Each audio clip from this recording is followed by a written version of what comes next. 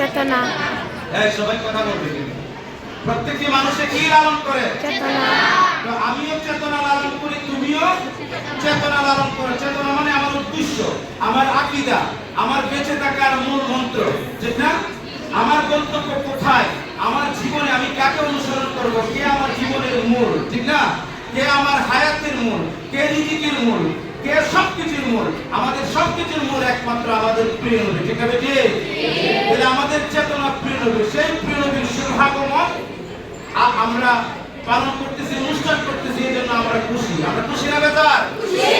একমাত্র বেজার হয়েছিল মিস্টার শয়তান। মিস্টার কে? আর প্রিয় নবীর আগমনে সারা জাহান খুশি হয়েছে, ঠিক না?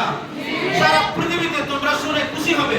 এই আরব দেশের যত 40 কোটি মুসলমান একসাথে প্রিয় নবীর ঈদে মিলাদুন নবী, ঈদে আজম শরীফ পালন করতেছে। বলো সুবহানাল্লাহ। তো প্রিয় নবী হচ্ছে আমাদের, প্রিয় নবী হচ্ছে আমাদের চেতনা। প্রিয় নবী আমাদের কি?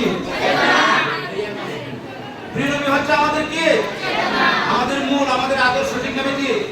প্রিয় নবীর শুভ আগমনের উদ্দেশ্য হলো দুনিয়া থেকে অবিচার, অন্যায়, জুলুম, অত্যাচার, নিপীড়নকে দূর করে শান্তির সমাজ, রাহমাতুল লিল আলামিনের দুনিয়া। প্রিয় নবীর প্রেমে কি মানুষের দরকার? আমরা রহমতের মানুষ হতে চাই কি চাই না? রহমতের মানুষ হতে হলে রহমতের নবীকে মানতে হবে। কাকে মানতে হবে?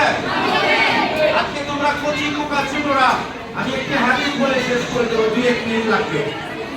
আল্লাহ নবী রাহমাতুল লিল আলামিন একদিন ওনার এক সাহাবীকে নিয়ে আব্দুল্লাহ ইবনে আব্বাস রাদিয়াল্লাহু তাআলা আনহুর বাড়িতে গেলেন। যাওয়ার পরে দেখলেন তিনি প্রিয় নবীর শুভাগমন, ঈদে মিলাদুন নবী সাল্লাল্লাহু আলাইহি ওয়াসাল্লাম, ঈদে আজম শরীফের আলোচনা করতেছে, প্রিয় নবীর শান মান নিয়ে আলোচনা করতেছে। এমন অবস্থায় প্রিয় নবী দেখলেন প্রিয় নবীর উপরে সালাত এবং সালাম করতেছে।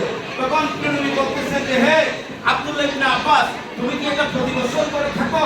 বলে, ইয়া রাসূলুল্লাহ, আমি প্রতি বছর যখন আপনার শুভাগমনের দিন আসে আমি ধুমধাম সহ পালন করি, টাকা পয়সা খরচ করি। হযরত আবু বকর রাদিয়াল্লাহু তাআলা বলেন, মান আনফাকা দিরহামান আলা কারাতি মাউলুদিন নবী সাল্লাল্লাহু আলাইহি ওয়াসাল্লাম ওয়া কানা রাফিকি ফিল জান্নাহ। প্রিয় নবী ارشاد করেছেন যে, হে আবু বকর, যদি আমার সালাতু সালামে, আমার মিলাদুন নবীতে, আমার ঈদে আজমে কেউ 1 টাকা খরচ করে, হযরত আবু বকর বলতেছে সে আমার সাথে জান্নাতে সাথী হয়ে থাকে। বলে সুবহানাল্লাহ। ওমান আযযামা মাউলুদিন নবী সাল্লাল্লাহু আলাইহি ওয়াসাল্লাম ফাকাত আহল ইসলাম।